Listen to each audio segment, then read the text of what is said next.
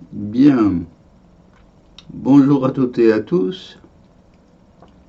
Nous nous retrouvons pour parler de l'écrivain russe Ivan Tourgueniev. Nous avons déjà vu deux sélections que j'ai faites de ces nouvelles dans les mémoires d'un chasseur. Et là, nous allons passer à une vidéo qui est véritablement une nouvelle consacrée à la chasse. Donc c'est pour les chasseurs et pour tous ceux qui gravitent autour de la sphère des chasseurs. Et sauf que toutefois, j'ai sélectionné les passages les plus beaux sur la nature. Voilà. Pour l'aspect chasse, il vaudrait mieux se reporter à l'ouvrage de Tourgueniev. Donc voilà l'ouvrage. Donc c'est une nouvelle sur la chasse à la croule, numéro 3. Voilà, Tourgueniev, un tableau, une photo.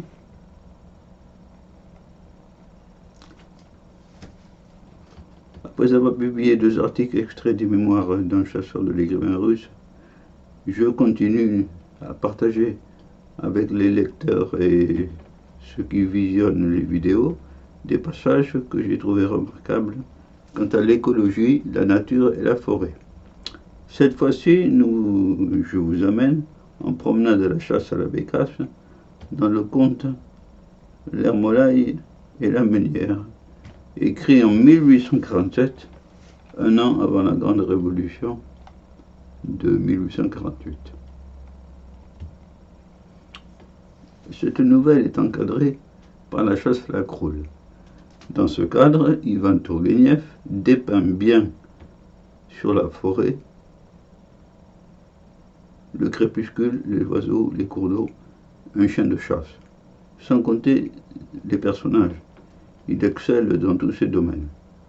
Nous n'accorderons ici place qu'à la description de la nature et de la forêt. Voilà. Ce genre d'écrit est à lire un soir, confortablement installé, en savourant l'instant. Je l'ai déjà dit dans une vidéo précédente. Achille Talon, la bande dessinée, quand il veut regarder à la télévision une émission de qualité, s'installe dans son fauteuil avec un cigare et un petit cognac sur une table à côté de lui. Eh bien, choisissez votre environnement confortable pour savourer cette littérature. Nous voici donc en 1847 dans une région au sud de Moscou. La note, il s'agit de deux États membres de la Fédération russe, Toula et Orel, qu'Ivan Tourgueniev connaissait fort bien pour y avoir passé son enfance. Nous sommes en début d'année, au printemps, et au soir d'une belle journée. Nous allons accompagner deux chasseurs qui partent à la chasse à la bécasse, suivant le mode de la chasse à la croule. On sait qu'aujourd'hui, en France, ce mode est interdit, mais à l'époque, dans aucun pays, il ne l'était. Or donc, allons à une activité ancestrale, suivant Tourgueniev. Voilà Tourgueniev. Ce soir-là, le chasseur L'Hermolaï et moi, nous partîmes pour la croule. Mais peut-être, lecteur, ne savez-vous pas tout ce qu'est la croule. Eh bien alors, écoutez une note de moi. On notera le mot écouter qui traduit l'invitation de l'écrivain chasseur à le suivre.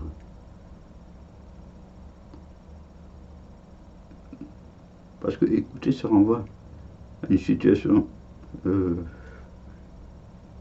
d'essence, comme si on était avec le chasseur. C'est pas tout à fait la même chose que lisez. Voici les circonstances du soir. Un quart d'heure avant le coucher du soleil, au printemps, on se rend au bois sans chien, avec son fusil. On choisit un endroit près de la lisière, on inspecte les alentours, on vérifie son amorce, on échange un coup d'œil avec son compagnon. Une note pour l'amorce. Cela signifie qu'on est venu avant pour mettre un appât pour la bécasse, pour la faire revenir. Le soleil s'est couché. Un quart d'heure se passe, le soleil est couché. Mais dans le bois, il fait clair encore. L'air est pur et transparent. Les oiseaux gazouillent. À qui mieux, l'herbe jaune brille avec l'herbe jaune brille, avec un éclat joyeux d'émeraude. On attend. On attend. On est à l'affût. Voici que les lueurs du crépuscule reculent devant l'ombre nocturne. On remarquera l'art littéraire avec lequel l'écrivain Tourguenieff dépeint ces instants fugaces, c'est-à-dire qui fuient, qui passent vite. L'ombre s'empare peu à peu du bois.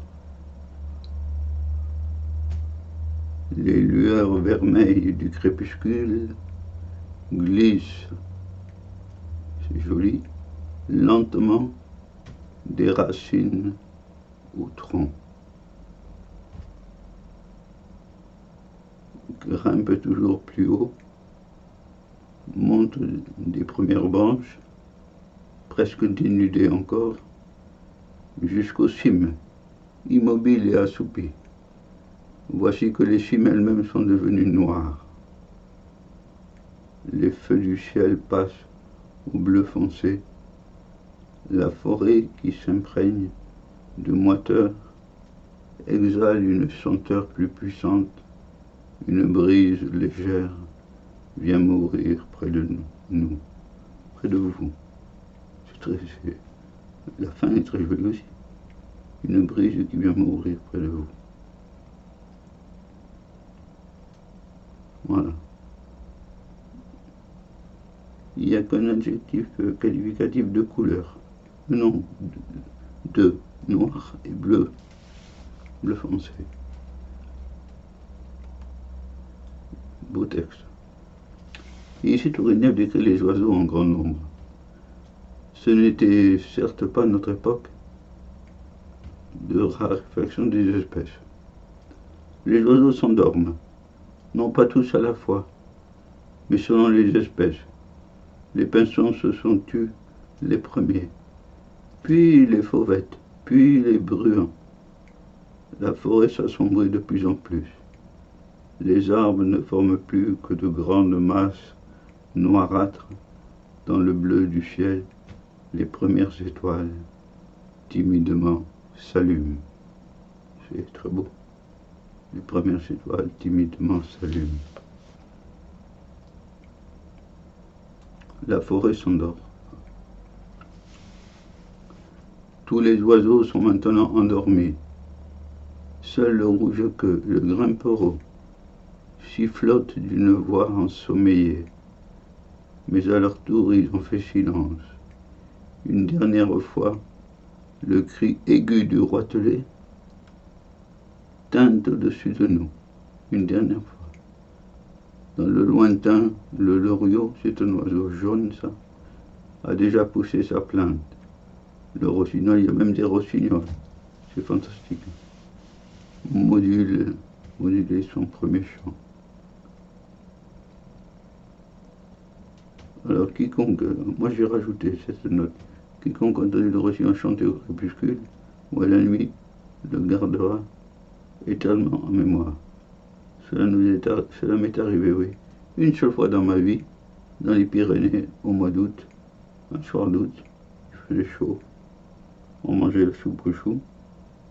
Quand j'avais l'oreille fine à cette époque, j'ai entendu un chant extraordinaire qui variait toutes les 5 secondes. On est sorti, on est allé dans le jardin, dans un buisson. Il y avait, on l'a pas vu, mais c'était un petit oiseau qui chantait de manière extraordinaire. Il change de mélodie souvent, toutes les 10 secondes, quoi. C'est magnifique, c'est magnifique. Puis il s'est aperçu qu'il y avait du monde, alors il s'est tué, il s'est caché. Mais quiconque a entendu une seule fois le rossignol s'en souvient. C'est ici que la chasse commence. Le cœur vous bat d'impatience, et tout à coup, mais seuls les chasseurs me comprendront. Tout à coup, dans le profond silence retentit un cri particulier, moitié sifflement, moitié croissement. 2 ailes agiles battent en cadence, et la bécasse, inclinant avec grâce son long bec, sort de l'ombre d'un bouleau et vient d'un vol égal s'offrir à votre fusil. Voilà ce qu'on appelle la croule. C'est de Tourguenieff. Donc l'Hermolay et moi, nous allons à la croule.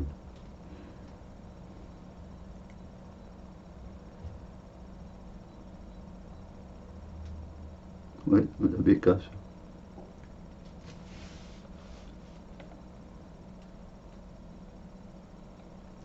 À cet endroit du conte, l'écrivain fait une belle description du chien, particulièrement réussie et pittoresque.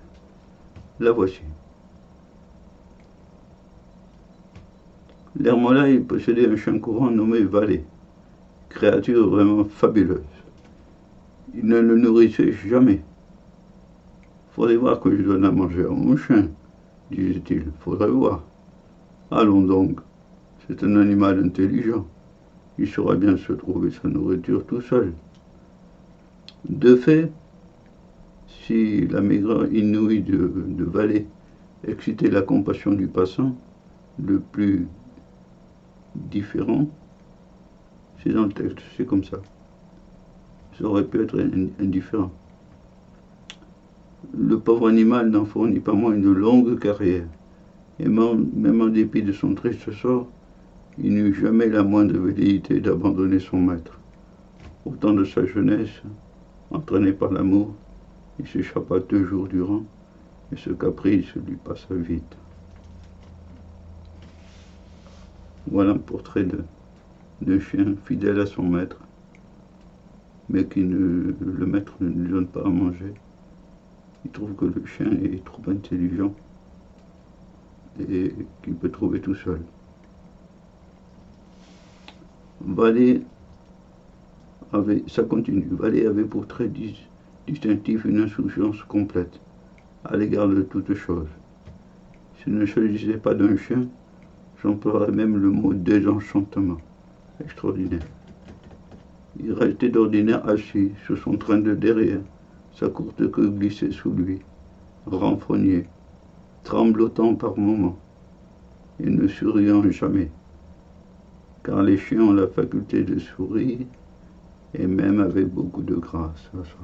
Ça c'est... Bon, je connaissais des chiens, bon, mais je ne m'étais pas aperçu que les chiens savaient sourire. Bon. Son extérieur était plutôt ingrat, et nul laquais des oreilles ne laissait passer l'occasion de s'en moquer cruellement. Il supportait les rires, les coups, même avec un égal sang-froid. Délaissant leur ouvrage, les marmitons prenaient un plaisir particulier à le pourchasser, le pauvre, avec force juron. Concédant une faiblesse qui n'appartient pas qu'au chien, il passait son museau affamé par la porte entr'ouverte de la cuisine, chaude, parfumée, tentante. Le pauvre. À la chasse, il faisait preuve d'endurance et avait assez bon nez. Mais qu'il lui arriva d'attraper un lièvre blessé, il le dévorait jusqu'au dernier os, en un coin frais et ombragé, à distance respectueuse de son maître, qu'il injuriait alors dans tous les idiomes connus et inconnus. Et oui, ben, le maître récoltait ce qu'il avait semé aussi. C'est amusant ça. À cet endroit du conte, Tourguenieff fait une belle description de l'homme qui l'accompagne, l'Hermolaï. Je la saute et je reprends, ceux qui voudront la lire liront le livre, un passage qui concerne un cours d'eau, la nature. Beaucoup de rivières russes ont, comme la Volga, une rive plate et une rive escarpée. C'est le cas pour l'Istar. Bon, ce capricieux cours d'eau ne coule jamais une demi-verste en droite ligne. En certains endroits, du haut d'un mamelon, on l'aperçoit à 10 verstes, à la ronde, avec ses digues, ses criques, ses moulins, ses potagers, hauts et d'osier, et ses jardins touffus. C'est joli cette énumération-là. On voit le cours d'eau qui court à travers tous les digues, les criques, etc. Très poissonneuse, liste, abonde surtout en chevaine, un poisson. Au gros du jour, les paysans les pêchent à la main, sous les souches. Ah. Les pluviers volent en sifflant, c'est des oiseaux, volent en sifflant le long des berges pierreuses, parsemées de sources limpides. Les canards sauvages nagent au milieu des anses, en jetant autour d'eux des regards circonspects. Les hérons se reposent à l'ombre, au fond des criques, sous les falaises. C'est tout un tableau là, d'une rivière et de la faune qui la peuple. C'est beau, tout ça. Et voici le bilan de la chasse. La croule dura 1 heure environ, 1 heure. Nous tuâmes 2 couples de bécasses, 2 couples. Et comme nous voulions encore tenter la chance avant le lever du soleil, l'aube est également favorable à ce genre de chasse, nous résolûmes de coucher au moulin voisin. Nous descendîmes faire la berge, la rivière roulait des eaux d'un bleu sombre, l'air s'alourdissait de l'humidité nocturne. L'air s'alourdissait, c'est joli ça, de l'humidité nocturne. Nous frappâmes au portail, des chiens aboyèrent dans la cour. Par la suite, les chasseurs trouvent refuge chez un meunier et sa femme, laquelle a une histoire particulière. C'est une autre histoire. Cela nous amène à un proverbe forestier russe que cite Tourguenieff: nourrissez le loup tant que vous voudrez, il n'en regarde pas moins vers la forêt. Ah. Voir la fable de La Fontaine, le chien et le loup. Il n'en regarde pas moins vers la forêt, eh oui. Ah ben voilà, ça fait penser à la fable du chien de La Fontaine, le chien et le loup. Oui, beau proverbe. Le loup veut toujours la forêt, la liberté. Et les 2 chasseurs passent la journée du lendemain à continuer leur chasse, ce qui les conduit à coucher en d'autres lieux, sous les auspices d'un rossignol. Alors voilà comment Tourguenieff écrit cela. Une bande de canards sauvages passa en sifflant au-dessus de nous. Nous l'entendîmes se poser sur l'eau, non loin de là.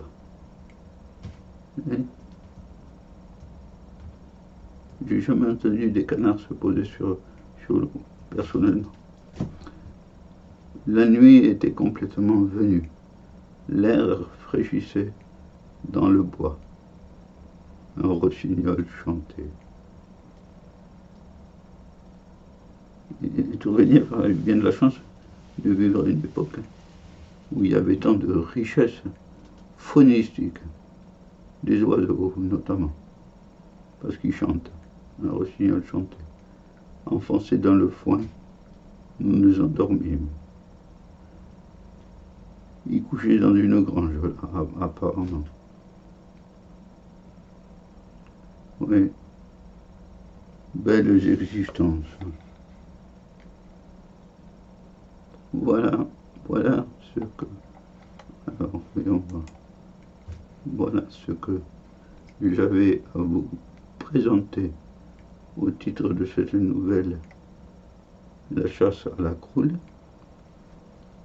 C'est les passages les plus littéraires, les plus créatifs, les plus jolis. Voilà, voici. Et pour tous ceux qui voudront insister un peu plus sur l'aspect chasse, qui se reporte au livre de Tourguenieff, Mémoire d'un chasseur. Eh bien, il ne reste plus qu'une vidéo à faire que j'ai retenue sur une dernière histoire de Tourguenieff dans ce livre, mais vous avez mesuré combien l'art littéraire permet de métamorphoser la réalité, ou la poésie aussi. Voilà. Eh bien, je vous remercie et n'hésitez pas à vous plonger dans la lecture, qu'elle soit littéraire ou autre aussi. Voilà. Au revoir à toutes et à tous. Au revoir.